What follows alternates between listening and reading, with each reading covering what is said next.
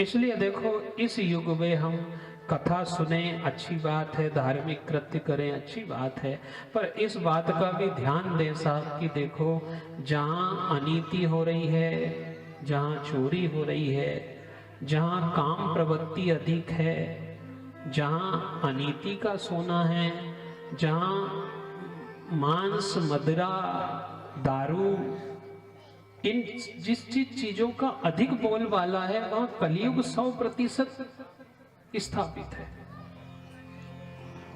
अब देखो, इतनी जगह गड्ढा खुदा है, कहने वाले ने साफ कह दिया कि आप इस रास्ते से मत जाना, ये रास्ते में गड्ढा खुदा है, आप गिर जाओगे। अब यदि कोई गिरता है तो इसमें भगवान का भी दोष नहीं है, कथा का भी दोष नहीं है। उसके बाद जब ये वन में गए, वहां इन्होंने गलती करी कि भूख प्यास से पीड़ित थे, और भूख लगी, प्यास लगी, तो लौटते समय इन्होंने देखा कि एक समिक नाम के महात्मा थे, जो लोमस के नाम से भी विख्यात थे। उनके पास गए, वो ध्यान अवस्था में बैठे हुए थे। इन्होंने उनसे निवेदन किया, जल मांगा, उन्होंने उत्तर नहीं दिया। तो पास में एक तक्षक जाति का जहरीला मृत सर्प पड़ा हुआ था, सांप पड़ा हुआ था। इन्होंने क्रोध में आकर के, क्योंकि सोने ने माथे पे रखे होने के कारण बुद्धि ने काम करना बंद कर दिया।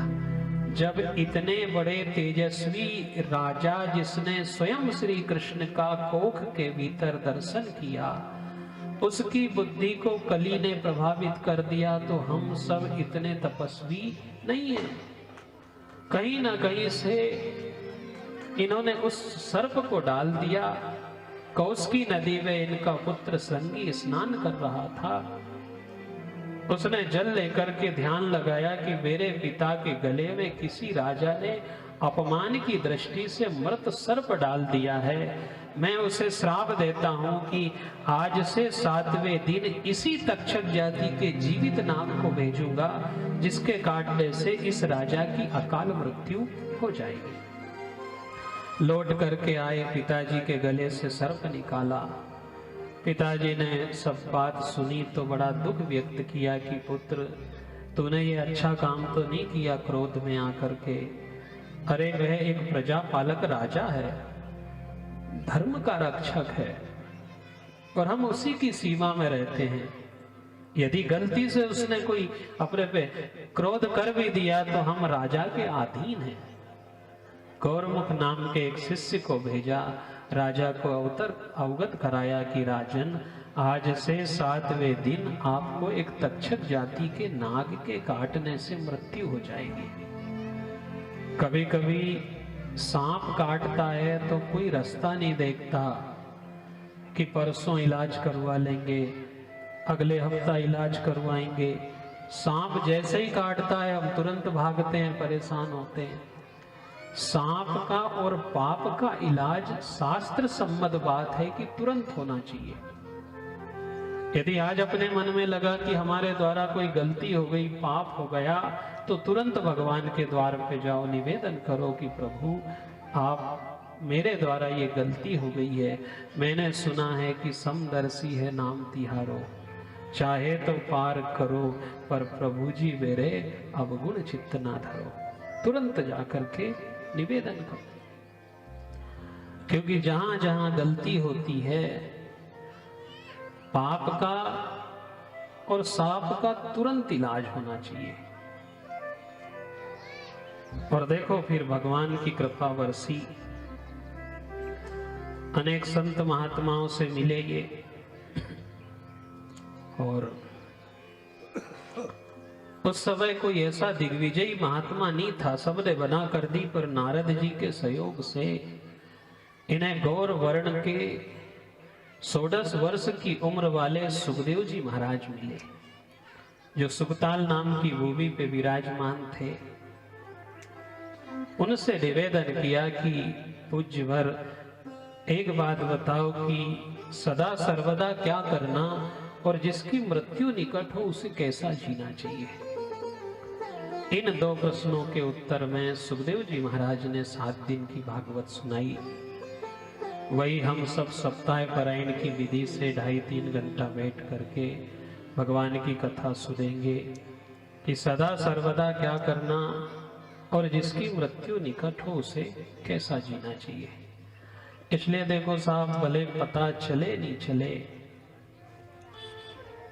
भगवान के द्वार पे आते हैं हम, सबसे बैठते नहीं बनता, सबसे सुनते नहीं बनता, क्योंकि इसमें अपना दोष नहीं है।